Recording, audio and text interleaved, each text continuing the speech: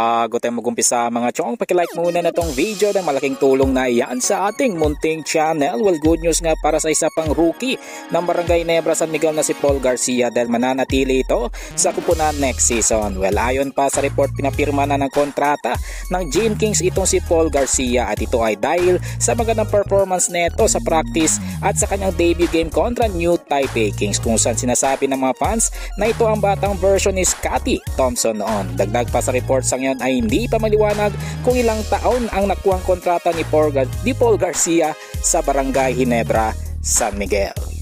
Ibang balita, punta naman tayo sa bagong salta sa Barangay Ginebra San Miguel na si Stephen Holt na may sinabi sa kanyang sitwasyon ngayon sa Gene Kings. Well, ayon pa sa report, inamin ng Phil Ampler na medyo naninibago pa siya sa takbo ng sistema ni Coach Tim Con, pero unti-unti naman niya itong natututunan. Kaya naman challenging at extra motivation ito para sa kanya. Dagdag pa ni Holt, masaya at excited siya sa mga nangyayari ngayon sa kanya bilang isang bagong player ng Barangay Ginebra San Miguel. Well, panghuli sa ating balita mga chong, patungkol naman sa dating forward na Magnolia Chicken Templados na si Jackson Corpus na may payag kagad matapos siyang bitawan ng Magnolia. Well, ayon pa kay Jackson Corpus na bigla siya nung bitawan siya ng Magnolia dahil syempre magsisimula na nga ang next conference, kaya inaasahan niya na makakasama niya ang kupunan next season. Dagdag pa ni Corpus, nagpapasalamat siya sa tiwala at suporta na ibinigay sa kanya ng Magnolia at sa ngayon ay kailangan niya mag-move on at maghintay ng bagong opportunity na darating sa kanyang basketball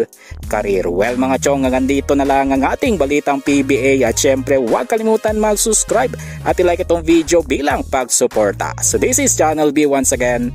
I'm out.